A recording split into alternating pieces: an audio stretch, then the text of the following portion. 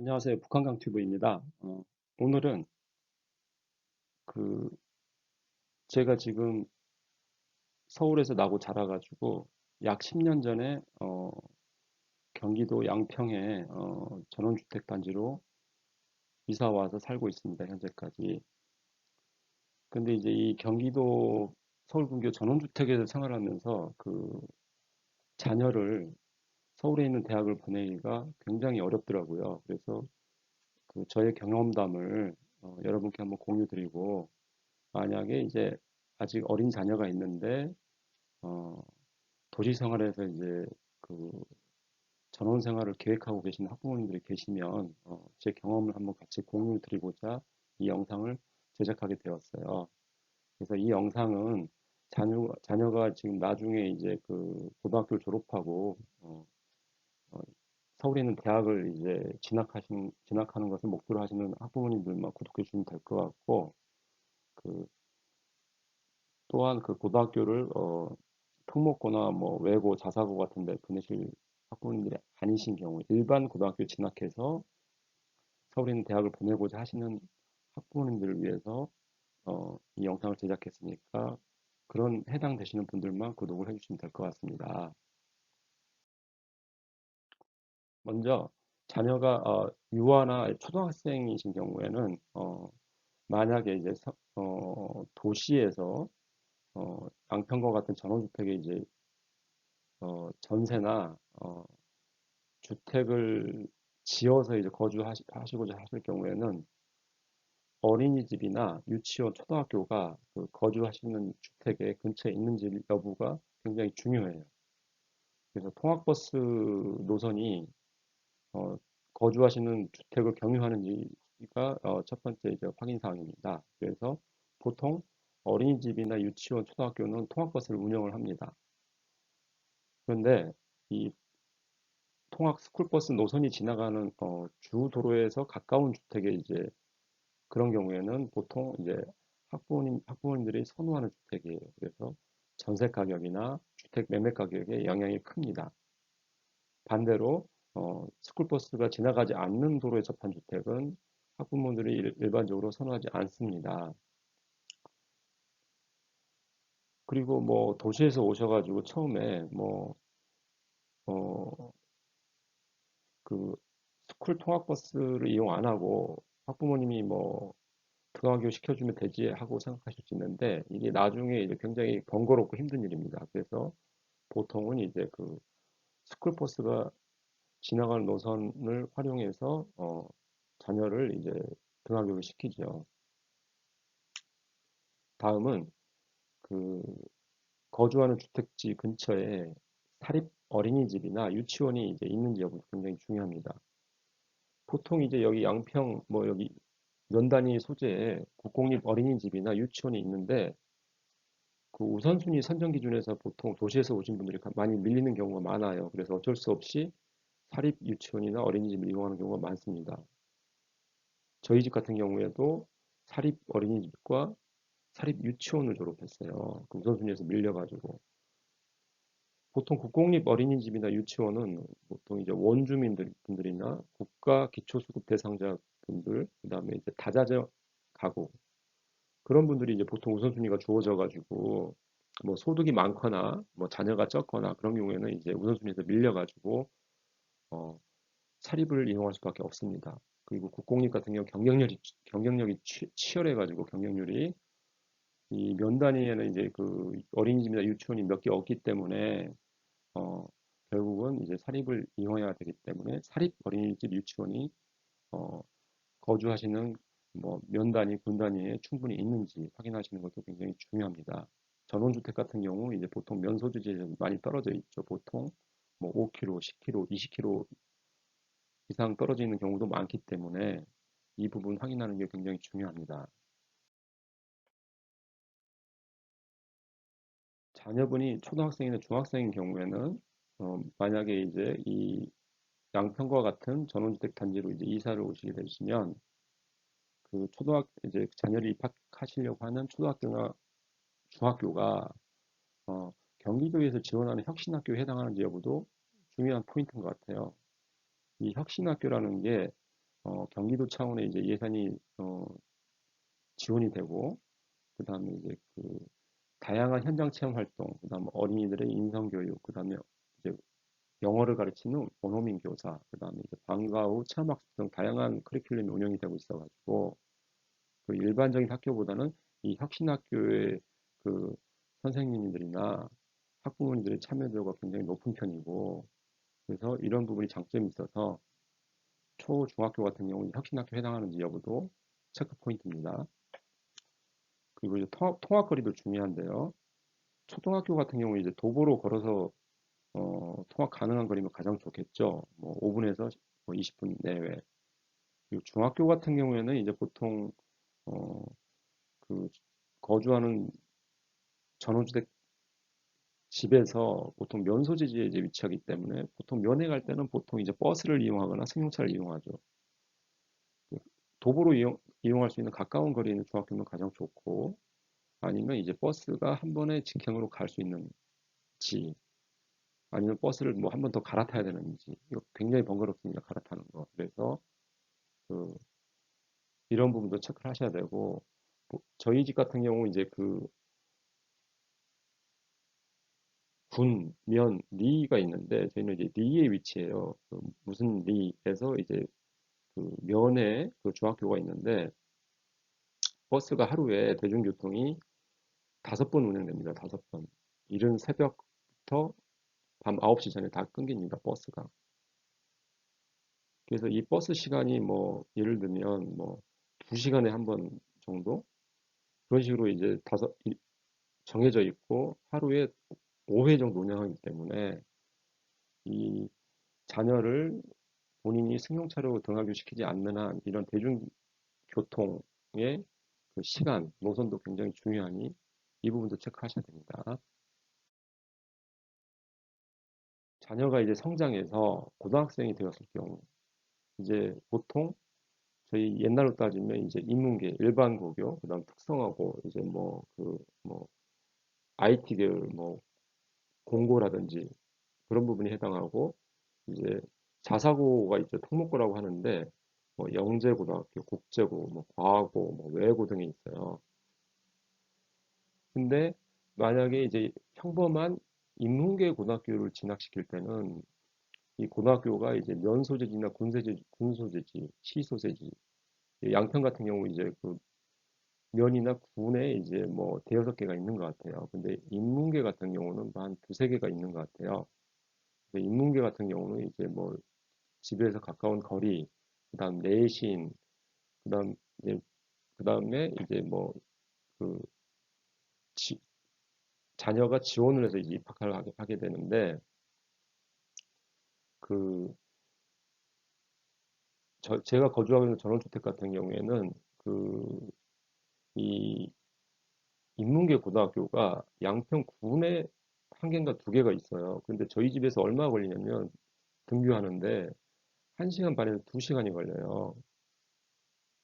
일반고 같은 경우. 이게 굉장히 큰 문제죠. 이 등하교 시간에 3, 4시간이 소요되는 거예요. 그래서 그 전원 생활을 계획하고 계시면 초등학교, 중학교도 중요하지만 고등학교, 그래서 만약에 자녀분이 뭐 특목고, 전국에 있는 그 유명한 뭐 민사고 같이 특목고에 시험 봐서 갈 성적이 된다 그러면은 뭐 거기는 이제 기숙사가 같이 운영되기 때문에 그런 데로 보내면 되는데 그게 아니고 일반적인 인문계 고등학교로 보낼 것 같은 경우에는 집에서 등하교 대중교통을 이용했을 때 얼마 걸리는지. 그래서 1시간 이내가 가장 적당한 것 같고 1시간 이상 걸리면 이제 굉장히 그 학생이 힘들어하죠. 그리고 이제 그 아까 말씀드렸듯이 집에서 면까지 가는 대중교통이 버스가 하루에 5회. 물론 면에서 군으로 가는 거 이제 자주 있죠. 그 대신 이제 환승을 해야 되는 거죠. 그래서 가장 좋은 건 뭐 환승을 하더라도 뭐 1시간 정도 소요되는 거리. 그 이상 되면 학생이 힘들어하고 만약에 그 학생이 몸이 아프거나 뭐 기타 사유가 있어가지고 그 하루에 5회 운행하는 그 대중버스를 이용 못할 경우에는 또 부득이하게 학부모님께서 등하교를 시켜야 될 경우도 있습니다.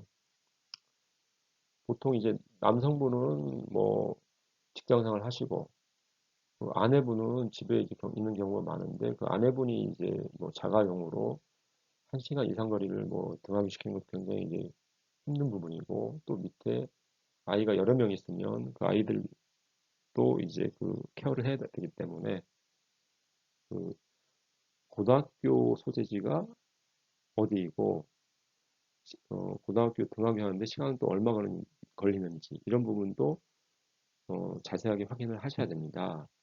전원생활을 계획하고 계시면.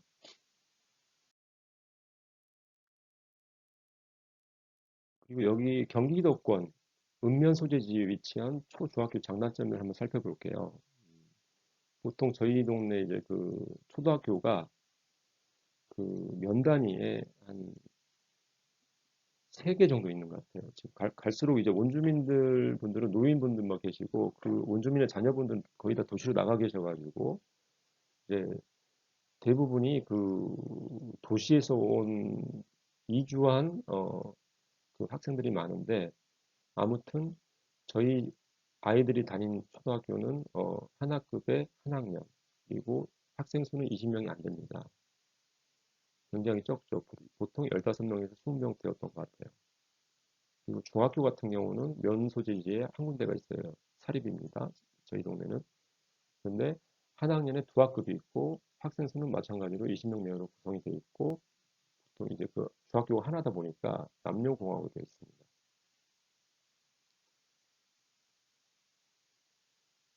그래서 어, 그 장점이 이제 뭐냐면은 한 학년당 학생 수가 15명에서 20명 이내다 보니까 선생님들이 그 모든 학생에게 어, 집중적인 원투원 교육이나 케어가 가능한 것 같고 특히 혁신학교는 이제 그 학생의 인성, 자율성을 존중하고 현장 체험 위주의 학습이 굉장히 많습니다. 이런 부분을 또 경기도 교육청에서 지원을 해주고 그래서 그 인성 위주 교육을 이제 강조해서 학생의 자율성과 창의성에 이제 그 집중하고 학생들이 이제 그 도시 학생 대비 확실하게 이제 순수하고 좀 그 서로 이제 학생들끼리 적극적인 활동에 적극적이고 대인 관계도 굉장히 좋은 것 같아요. 밝고 순수하죠 한마디로. 그리고 이제 비속어 같은 것도 거의 안 쓰는 것 같고 이 동네 아이들 보니까. 근데 이제 단점은 이 학업 성취도에 있는데 아까 말씀드렸듯이 이런 이제 시골 학교가 그 어떤 그 인성 위주의 교육을 하다 보니까 도시 학생들이 그 국영수 같은 과목에 대한 그 선행학습이 거의 안 되어 있어요. 그러니까 그 웬만해서 그 학부모님이 세심하게 초등학교 때부터 그 아이의 그 공부에 대해서 관심을 갖지 않으면 그 선행학습은 거의 안 돼 있다고 보시면 됩니다. 도시 학생 같은 경우 이제 초등학교 때부터 그 학원을 여러 군데 다니지 않습니까? 왜냐면 친구들이 다 학원에 있으니까. 그래서 이제 학원에서 그 어떤 걸 선행학습을 하게 되는데 이 시골 전원주택 단지에 위치한 그런 이런 학교에서는 그런 부분이 이제 그 사교육이 좀 약하다 보니까 그런 부분이 좀 미진한 것 같고 그또 하나의 문제가 있는데 초등학교는 한 학년에 한 학급, 중학교는 기껏해야 한 학년에 두 학급이 있다 보니까 만약에 초등학교 때 같은 반 학생과 사이가 좋지 않은 경우에는 중학교 9년 동안 계속 얼굴을 보고 학교를 다녀야 돼요. 그래서 이런 문제 때문에 학생들 사이에 만약에 사이가 좋지 않아서 이게 학부모님까지 옮아가지고 서로 사이가 좋지 않아서 다시 도시로 이사 가는 사례도 굉장히 많이 봤습니다. 그래서 이런 문제가 있습니다. 그리고 자녀가 이제 유아에서 뭐 초중고 나중에 대학을 진학하려고 할 때 중요한 포인트 하나 있습니다. 거주하시는 지역이 그 대학 입시, 농어촌 특별 전형에 해당하는 지역인지 웬만하면 이제 그 군, 면, 리 단위 행정구역의 그 시골 농촌에 위치한 학교는 농어촌 특별 전형이 해당돼요, 보통. 그래서 아무튼 이 부분을 확인하셔야 되고요. 그 중요한 포인트가 있는데 이 초등학교 이후에 부모님과 그 학생의 거주지, 그 주민등록상의 거주지가 중간에 바뀌면 안 됩니다. 계속 유지를 해야 됩니다. 그 지역에. 안 그러면 그 농어촌 특별전형에서 제외될 수 있습니다. 다시 한번 말씀드리면 초등학교, 중학교, 고등학교 6년 이상 학생 및 부모의 주민등록상 주소지가 모두 농어촌 지역에 있어야 되고 농어촌 소재 학교에 다녀야 됩니다. 뭐 예를 들면 어, 남편분이나 아내분이 중에 한 분이 뭐 주민등록상의 주소지를 딴 데로 옮기거나 세대주가 아니면 학생이 또 잠깐 도시에 있는 다른 학교 갔다가 다시 전입하거나 그런 경우 해당 사항이 안 됩니다. 그래서 이 점 굉장히 중요한 포인트라 강조드리고요. 왜냐하면 제 주위에 도시에서 초등학교 때 이 양평에 전입 오셨던 학부모들이 중학교 때 잠깐 도시에 있는 학교로 아이들을 보냈다가 다시 이제 그 양평의 중학교로 이제 편입한 적이 있는데 이 농어촌 특별 전형에 대해서 정확히 인지하지 못하고 실수하셔가지고 나중에 해당 사항이 없더라. 그래서 안타까운 사례가 있습니다. 또한 진접, 독서, 마석, 화도 같은 아파트가 밀집된 지역인데도 그 행정구역이 읍면 리단위 소재지에 속해가지고 농어촌 특례가 적용됩니다. 그래서 뭐 경기도권에 위치한 뭐 광주, 여주, 이천, 양평, 뭐 남양주 포함해서 남양주 중에 이제 시에 속하면 그 농어촌 특별전에 해당 안 되고요. 그 군단위, 읍면 리단위는 해당이 됩니다. 그래서 아파트 생활을 하면서도 농어촌 특례가 적용이 된다는 거죠. 이 점은 또 중요한 포인트여가지고 참조하시고요. 아파트 생활을 선호하시는 분들은 농어촌 학생 특별전형에 제외되는 경우가 있어요. 검정고시나 이제 특수목적고, 특목고 말씀드리고 자율용 사립고 졸업 예정자는 해당 사항이 없습니다. 그리고 대학 입시 중에 이제 뭐 정시, 수시가 있고 논술 전형이라는 게 있는데 논술 전형 같은 경우는 농어촌 특별 전형과 무관하면서 해당 사항도 없습니다. 뭐 특별한 가점이 주어지는 게 아닙니다. 논술 전형은. 이 점 중요한 포인트니까 만약에 자녀분이 대입 논술로 입시를 치려고 하면은 농어촌 특별 전형은 해당 사항이 없다. 이 부분을 어, 주지하시기 바랍니다. 그리고 이 경기도 권역의 이 교외 전원주택이 밀집해 있는 지역이 사립학원이 있는지도 굉장히 중요합니다. 초중학생 같은 경우 이제 국영수 논술학원 보통 다니죠. 중고등학생은 이제 국영수 논술 입시학원을 다니고 보통 유아나 이제 중학생 같은 경우는 뭐 스포츠 관련 학원도 많이 다니죠. 뭐 축구, 야구, 뭐 검도, 태권도, 수영대. 그래서 이러한 사립학원이 면 소재지나 아니면 거주하시는 지역에서 가까운 옆에 시에 뭐 3, 40분 거리에 위치하는지 또 중요한 포인트예요. 보통 이제 이 전원생활을 하시면 초등학교, 중학교까지는 그 아이들이 자유롭게 생활하도록 보통 부모님들이 이제 배려를 많이 해주십니다. 반면에 이제 도시 학생에 비해서 이제 사설 학원에 이제 익숙하지 않다 보니까 선행 학습이 안 돼 있어요. 그래서 국영수 위주의 집중 학습이 이제 그 요구가 됩니다. 그래서 보통 면소재지 같은 경우 이제 국영수 논술학원 보통 다 있어요. 물론 이제 학원의 선생님의 수준이 뭐 도시의 입시 전문 학원 대비 뭐 아니면 사립 학원 대비 뭐 수준은 어떻게 뭐 좀 약할 수 있는데 학원들은 다 있어요. 그래서 이런 사립 학원이 있는지 그리고 이 사립 학원의 그 수준이라든지 이런 부분도 한번 점검을 하셔야 될 것 같고요. 인서울 대학 입학을 목표로 하시는 이제 고등학생 같은 경우에는 어, 경기도 농촌에 소재한 읍면 소재지 해당되면은 내신 1, 2등급이 돼야 인서울을 가능하다고 합니다. 근데 이제 보통 아이들이 중학교 때까지는 자유롭게 전원생활을 만끽하면서 이제 도시 학생들처럼 뭐 공부 학원 스트레스 안 받고 생활하다가 고등학교를 입학하면 이제 타 지역으로 가게 돼 있거든요, 보통. 그러면 이제 타 지역의 각 여러 계층의 이제 학생들이 모여가지고 내신 성적 경쟁을 하는데 이 우리 순수한 전원 생활을 한 순수한 우리 아이들이 그 내신 성적에 뒤처지기가 쉬워요. 고등학교 때는 그 단기간에 공부한다고 성적이 향상되지도 않더라고요. 그래서 수시로 대학 입학을 준비하면은 내신 관리가 안 되면 사실상 인서울에 위치한 대학, 경기도권의 대학을 입학하기가 어렵다고 합니다. 저 또한 큰아이가 중학교 3학년 때 공부와 내신 성적에 대해서 이제 성적이 너무 안 좋아서 저희 이제 부부가 관여를 하기 시작하면서 심각한 갈등을 빚었어요. 그래서 이제 중3 때부터 갑자기 이제 공부에 대한 스트레스를 아이가 받으니까 쉽게 적응을 못하고 뭐 게임에 몰두하고 그런 이제 부작용이 발생하더라고요. 그래서 그 경기도 농촌 교외 지역에서 전원 생활하면서 그 아이들을 인서울 대학 보내는 게 정말 어렵습니다. 정말.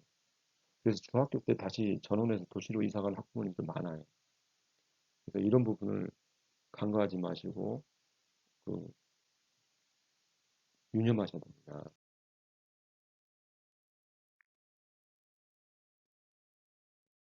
그 저희 아이 같은 경우 그 고등학교 때 그 내신 성적이 너무 안 올라와가지고 물론 이제 그 고등학교 근처에 국영수 학원을 보냈었죠. 그런데도 이제 그 내신 성적이 뭐 3, 4등급에서 오르질 않더라고요. 그래가지고 그 도저히 안 되겠어가지고 주말을 이용해서 이제 그 서울 강남 대치동에 이제 입시 전문 학원에 주말반이 있더라고요. 그래서 그 저와 집사람이 교대로 이제 주말에 돌아가면서 큰아이를 이제 그 대치동 주말 학원에 이제 계속 고등학교 2학기부터 보냈었고요. 3학년까지 수강했었죠.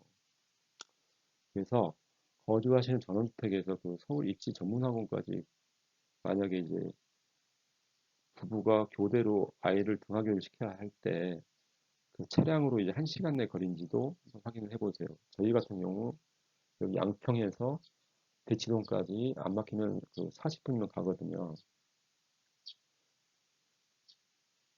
그 대치동 입시학원 거리 근처에 카페 가보시면 뭐 서울, 경기, 뭐 다양한 데서 오신 학부모들이 그 자녀가 학원 강의가 끝나는 시간까지 카페에서 책을 읽거나 그 뭐 인터넷을 하시거나 기다리시는 분이 굉장히 많습니다.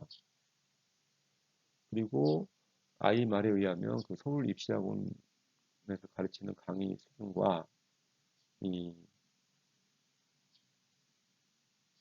저희가 거주하는 그 전원주택 근교에 위치한 그 사설학원의 그 수준이 조금은 차이가 있다고 하더라고요. 그래서 그 특히 저희 아이 같은 경우 내신 성적이 그 3등급에서 2등급으로 끌어올리기 위해서 그 주말반을 이용해서 굉장히 노력을 해서 이제 1년 반 동안 그 대치동 입시학 전문학원에 주말반을 이제 수강을 했었고요.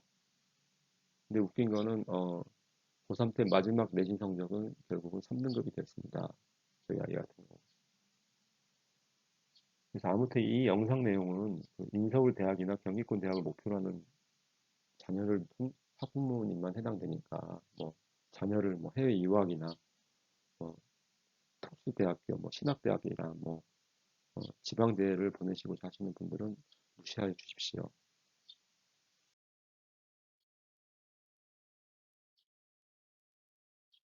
마지막으로 정리를 하면 저희 부부가 이제 서울에서만 자라고 생활하다가 아이가 초등학교 때 이제 그 양평의 전원주택으로 이사를 오게 돼서 10년 동안 지금 현재 생활을 하고 있는데 초등학교, 중학교까지는 아이의 자율에 이제 맡기고 어, 성적에 관여를 하지 않았었어요.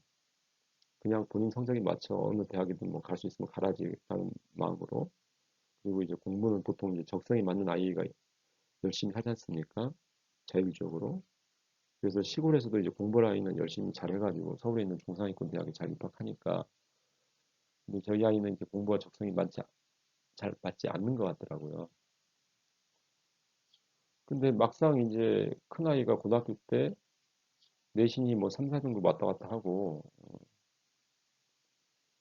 그 성적으로 뭐 지방대밖에 못 간다고 이제 그 결과가 나와가지고 근데 이제 저희 부부가 고향이 서울이고 뭐 서울에서 두 사람 다 대학을 나왔고 근데 이 아이가 이제 그 지방에 연고도 없는데 지방 대학을 가면 뭐 기숙사나 자취 생활을 해야 되고 그리고 지방대를 나와서 참고로 저희 큰아이는 인문계입니다. 인문계 대학 나와서 사회생활 제대로 할지 자기 앞가림 할지 걱정이 이만저만이 아니었어요.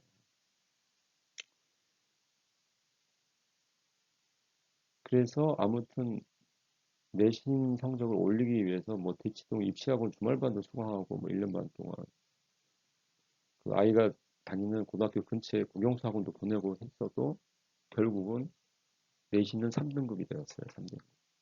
그러니까 경기도권에서 내신 일반 고교에서 내신 3등급이면 인서울은 거의 불가능하다고 합니다. 그래서 아무튼 3등급으로 어, 그 올해 대학 수능에 그 합격해서 그 이제 중상위권 대학에 입학을 했어요. 보통 이제 중상위권 대학이 뭐 서성, 한, 외, 경 이런 식으로 나가는 대학들이 있는데 그 중에 한 대학에 다행히 합격이 돼가지고 어, 어, 그 지금 현재는 뭐 요즘 대학들이 코로나 때문에 이제 인터넷 강의만 하니까 집에서 지금 이제 뭐 인터넷 강의 수강하면서 있는데 참 힘들었습니다. 그 참고로 제 주위에 이제 친구들 그 자녀들 그 재수도 많이 합니다. 그래서 경기도에 위치한 기숙형 입시 전문 학원을 이제 알아봤었는데 1년의 비용이 뭐 학비, 책값, 뭐 기숙사비, 뭐 식비 포함해서 3,500에서 4천만 원이 깨집니다. 그 4천만 원이면은 일반 인문계 대학교의 4년 학비입니다, 학비. 그걸 재수하면서 1년에 쏟아붓는 거예요, 4천만 원을. 그러니까 월급쟁이가 4천만 원을 벌려면 세 전후로 해서 6천 몇백만 원 받아야 세금 제하면 한 순수하게 4천만 원 주는 거 아닙니까? 엄청 큰 돈이죠. 그래서 재수는 가능하면 시키지 마시고 중학교 때부터 만약에 전원생을 계획하신 학부모님이 계시면 적극적으로 자녀의 그 학습에 관여를 하셔야 서울에 있는 대학을 보낼 수 있을 것 같아요. 이제 세상이 학부모님이 자녀의 대학 입시에 관심이 없으면 보낼 수가 없어요. 이렇게 세상이 바뀌어 버렸어요. 그래서 그때 지동학원가가 그렇게 북새통이고 그리고 그 국영수 과목당 학원비도 경기도에 있는 학원이나 대치동에 있는 학원이나 큰 차이가 없어요. 한 과목에 국영수 한 과목에 40만 원, 대치동 40에서 50만 원. 세 과목이면 4, 32, 120만 원 들어가는 거죠. 한 아이당. 만약에 고등학생이 두 명이면 얼마 들어가겠습니까? 그래도 재수나 삼수 시키는 것보다 낫다. 그래서 중학교 때부터 특히 전원 생활을 계획하고 계시면 더 적극적으로 아이의 학습에 세심하게 관심을 가지시고 공부할 수 있게 시간을 정해서 놀 땐 놀고 공부할 수 있게 뭐 게임할 땐 게임하는 시간 정하고 해서 적극적으로 관여를 하셔야 자녀들을 성공적으로 서울에 있는 대학에 보내실 수 있습니다. 물론 뭐 돈이 많으시면 해외 대학을 보내시면 유학 보내시면 되는 거니까. 아무튼 이 영상은 일반적인 고등학교를 졸업해서 서울에 있는 대학을 진학하고자 하는 자녀를 둔 학부모님을 대상으로 한 영상이니까 참조를 해주시고요. 그리고 마지막으로 황당한 건 제 큰아이는 어, 내신 3등급인데 농어촌 특별 전형은 상관없이 일반 전형으로 중상위권 대학에 입학을 했어요. 농어촌 특별 전형 때문에 저희 부부 그 이 주민 등록상 거주지가 그 현재 사는 지역에 유지를 해야 되는 그 조건 때문에 도시로 이사도 못 갔었는데 아까워가지고 얼마나 황당합니까? 일반 전형으로 가버렸으니까 대학을 농어촌 특별 전형은 해당도 안 되고 아이러니하죠. 아무튼 어, 조만간 도시에서 교외로 이전해서 전원주택 생활을 계획하고 계시는 부모님들은 이 영상이 도움이 되셨으면 하고 제작을 하게 되었습니다. 이상으로 마치겠고 혹시 뭐 궁금하신 점 있으면 댓글 남겨주시면 제가 성심성의껏 답변을 해드리도록 하겠습니다. 감사합니다.